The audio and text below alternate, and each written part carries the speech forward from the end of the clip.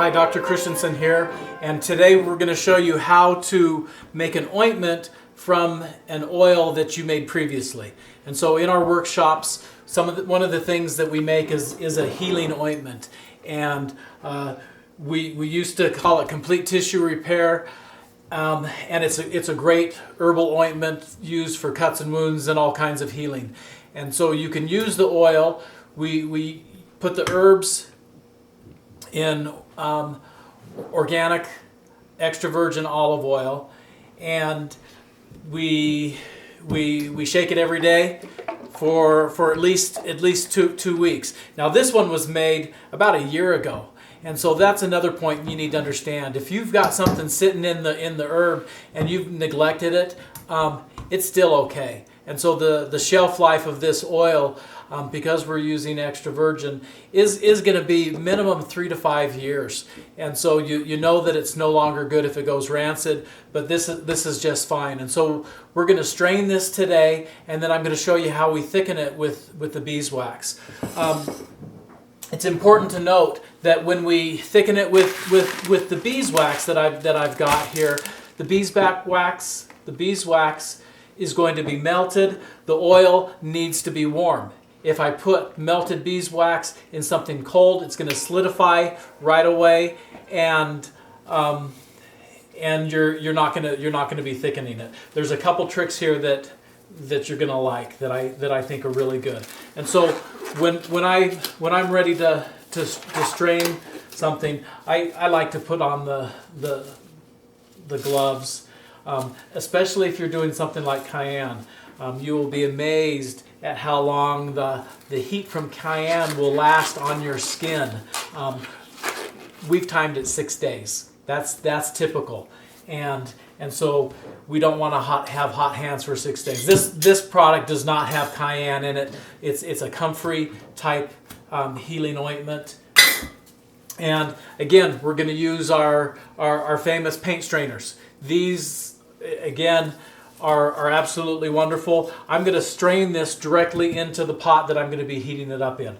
And so simply what I do, I shake it so that all the sediment is worked out, and we simply pour it into the pot. Just like that. So I've got my oil in my paint strainer, and I'm going to just gently squeeze it.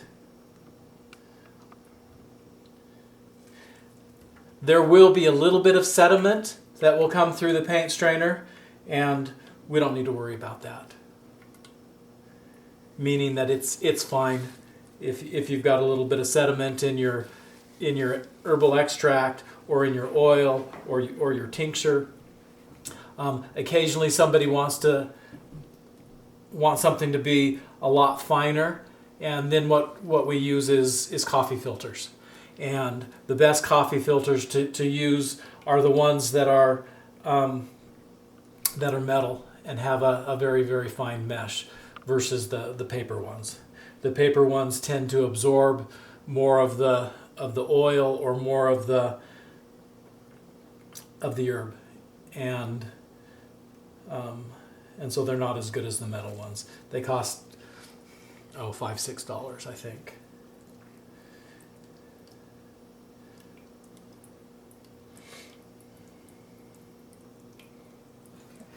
Okay, so we're back now, and what I've done is I've strained the oil out of the herb. When we make either an oil extract or an alcohol extract, the general rule that I use is a 4-to-1 ratio, which is about 2 cups of herb to 8 cups. So 1 cup of herb makes a quart, and so now this is done. What do I do with this? At our house, this goes to the chickens. I used to put them in compost, but now that we've got chickens, they appreciate everything we do. Maybe not so much the cayenne that's in some of our formulas, but you know, they're chickens. They're pretty happy to get anything.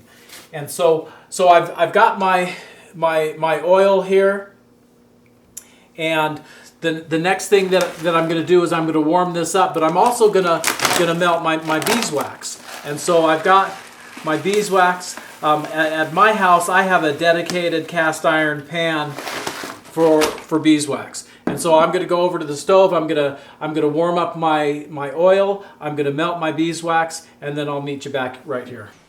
So what I've got here is I've got my beeswax. I've started buying it in these little tiny pearls. It's just so convenient to use. My resource that I use that you're welcome to is a company called bulkapothecary.com.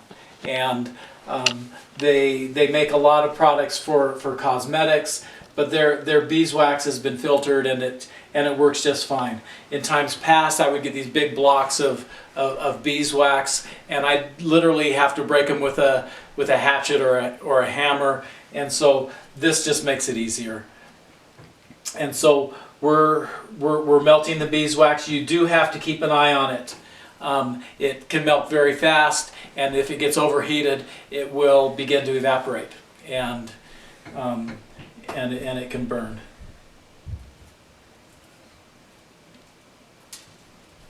Okay, so we're back. I've got my olive oil extract.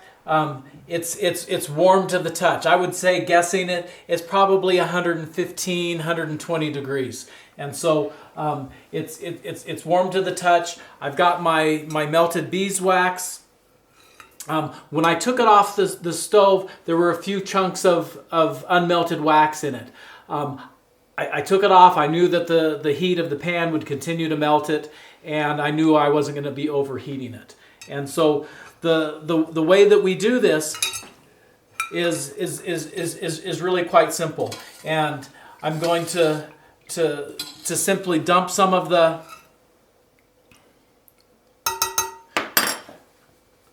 beeswax into the oil. I did about 3/4 of it, and then I stir it in. Here's the big question with ointments. People don't know, how much beeswax do I add? How do I know that if it's enough or not? This is the simple way to tell. I stir the beeswax in, and I simply take my spoon and I dribble a little bit of it onto the counter. And then what I'm going to do, because the counter is cool, it's gonna solidify. And I feel this, and I've got a nice ointment. It's a little bit looser than what I would like it to be. And so based on that, my pan is still a little bit warm.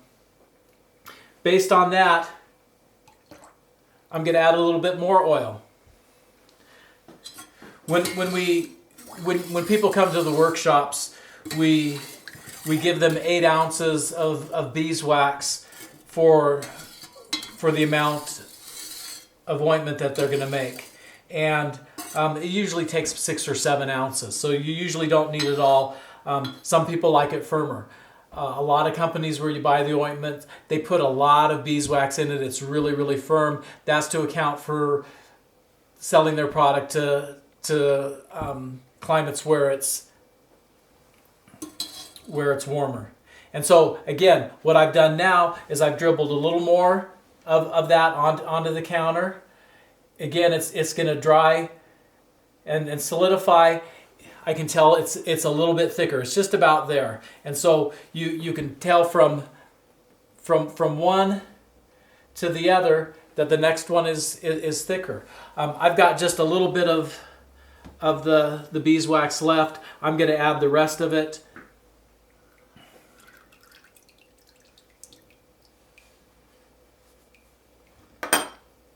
And you can see my spoon here that the beeswax has solidified just by itself.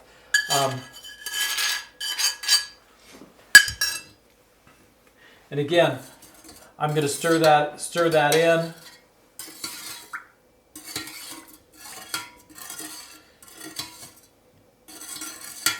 As it cools, you can see the top of the spoon here where the ointment has begun to solidify just a little bit, and so my final final testing here. Again, just a little bit there. I give it a moment to solidify, and my consistency is pretty good. And so with that, I'm going to be ready to put it in jars. The jars that I like to use are something that has a wider mouth. These are just 4-ounce canning jars. You can get it in any grocery store. This is a good size. I also like the 8-ounce, the 1-cup wide mouth jars, and they work as well. I like glass. A lot of people I know use plastic jars, and that's fine, but we're going to be using these today. And so what I'm going to do is I simply will ladle that into the jar. You can come up pretty close to the top. I like to let them cool with the lids off. And so I'm going to go ahead and fill up these jars. I've got 12 4-ounce jars, which is going to give me 48 ounces, and that should come pretty close to one batch.